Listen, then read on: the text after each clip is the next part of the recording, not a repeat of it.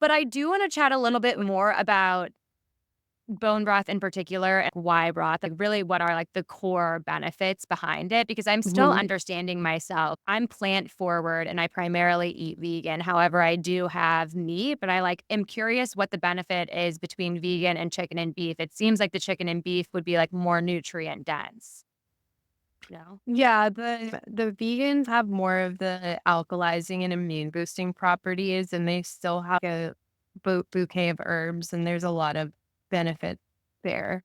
But the broths are going to have more of the collagen, branched chain amino acids, glycine, and really like the building blocks for your strong, healthy nails, skin, joints, bones. And what's unique about the bone broth is it really like mimics that lining of the gut wall, the mucosal lining. And a lot of times when we crave like dairy or bread, like really what our body is craving is like that mucosal lining.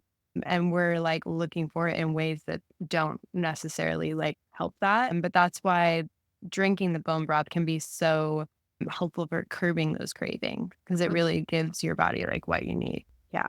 Oh, that makes so much sense. Yeah, because I felt so nourished when I was drinking it and when I do drink it ongoing. Like I said, I have it probably twice a week. And so that really, Yeah, for me, like switching it out, for me, having it as my nighttime routine was super powerful with that because that's when I always got like late night cravings. And for me, that's always like my downfall when I feel like I'm holding on to extra weight or have more like inflammation. It always is from eating at night, like right before bed, that my body is just like not able to metabolize things right. So when I started switching that out and having a cup of broth before bed, it was like I didn't get those cravings anymore, and that was really helpful for me. yeah, makes you feel so full. I'm curious now what your routines are, your morning and evening routines.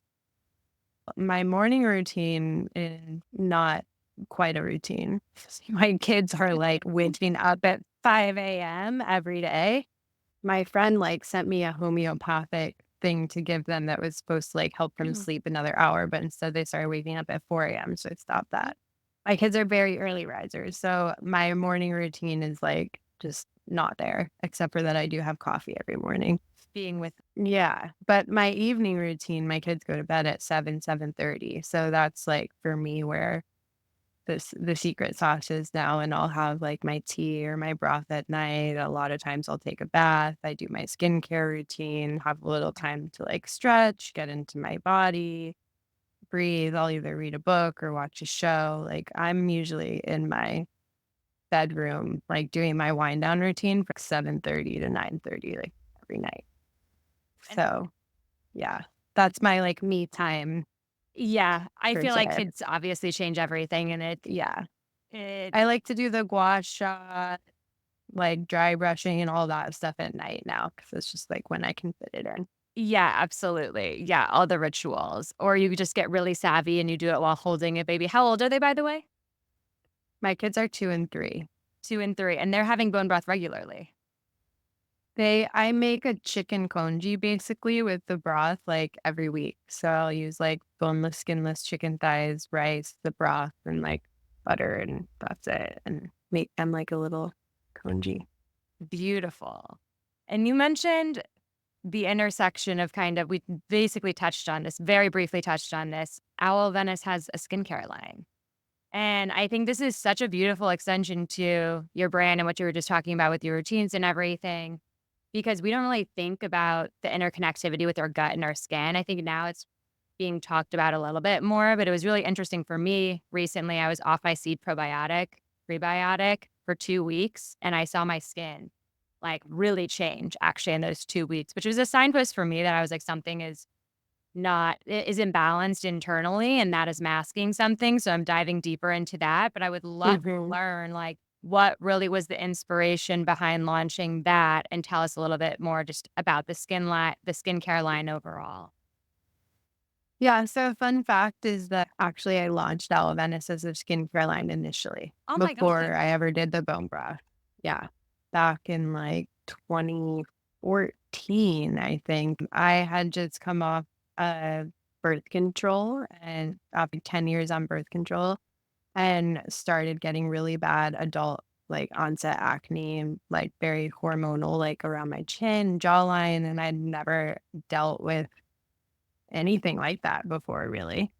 And it was awful. And my mom had told me that her friend's daughter had the same thing happen and found oil cleansing and started oil cleansing, and it helped clear up her skin. So I started out like with coconut oil, and it helped like a little bit initially, but then over time it was like too comedogenic for my skin. It was like clogging my pores. And so I started doing more research about different types of oils, and that started playing around and making the owl skincare products back then. And like the moon wash that I created, and I use that every day on my face for the last 10 plus years now. It completely changed my skin without even doing the internal work at that time. Like, it completely cleared up my skin, switching to oil cleansing. I haven't washed my face with water and cleanser in over a decade now since making that switch. So, yeah, it never took off. Like, I launched OWL Venice as a skincare line and had it all up, and I think I got 3 orders from friends and family, and over the course of a year, it was like pushing a boulder up a hill trying to explain to people what oil cleansing is, and then I started doing the broth, and that, like, just caught on quick, and so I basically scrubbed the site, took the skincare down, put up the broth, already had like, the framework there, switched out the photos, and then years later, I introduced the skincare just because I was still using it personally and benefiting it and figured, "Why not?" There's a through line. Like, I was like, "Oh my gosh, this makes so Yeah. much sense." It's funny, Yeah, there is. like, our body knows. Isn't that so interesting? Like, it just always happens, like, in retrospect, I'm like, "Oh, that's why I was in sustainable fashion consulting. Oh, that's why I crossed paths with this person." It's so like, Mhm. there's this beautiful spiritual through line. I think it's just this dance with fate and free will. It's like your body was, like, pushing you in that direction, but the broths weren't able to be, like, birthed yet. 1,000%. Yeah. Like, the interest for me was always there in creating things, like yeah.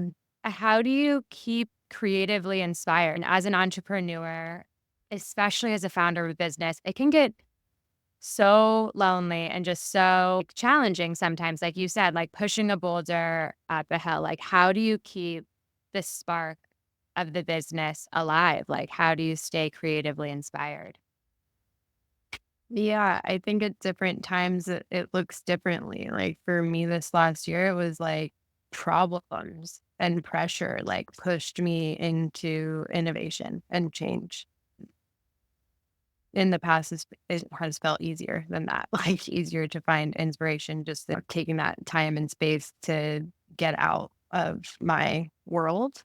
Right now, I'm so in my world that I feel like it took, like, the problems and pressure to really push me into that space, and I got there, but it wasn't without really, like, the universe, like, pushing me there forcefully. So, I guess it just depends on, like, the phase, but for me, in order to, like, stay inspired and connected to my purpose, like, I have to be fueled by passion, and that comes from innovation for me. Like, once things feel, like, old and stale, I need to find something that's gonna keep me inspired and lit up, and I think that's, like, what happened this year was just, like, a lot of the same, like, ways of doing things not working anymore and being pushed to find a new way forward, and then once I was, like, stopped resisting trying to make the old way continue to work, started thinking differently, then it's like when new ideas come, that, like, always inspires me to keep moving forward. Yeah, that's beautiful. I feel like I love the quote, like pressure is a privilege and no pressure makes diamond. But I feel like that also makes me think that I have to be in the weeds and I have to push more and I have to force more. Almost when it's like actually when you take the time to zoom out and get out of the weeds, like that's what I'm personally focusing on right now at the end of the year, like looking to 2025, like how can I really zoom out and build, like take a bird's eye view, of everything. And that's really Yeah. You have to step away from the pressure and the problems in order to see the solution. Like, and I think that's where I was fighting and wanting to stick in it. And Right. eventually I had to just be like, I like can't control this and step away. And then that's like always, it's like that moment in Shavasana where you get like the brilliant idea popping into your head. It's like you do have to step away. It's just, yeah, like for me, it took me a bit this year to let go of that grip that I was trying to like hold on to so hard of control. Yeah, which is so relevant with the astrological shift with Pluto and Capricorn and moving into Aquarius, right? It's like all about control and like reclaiming our own inner power and everything.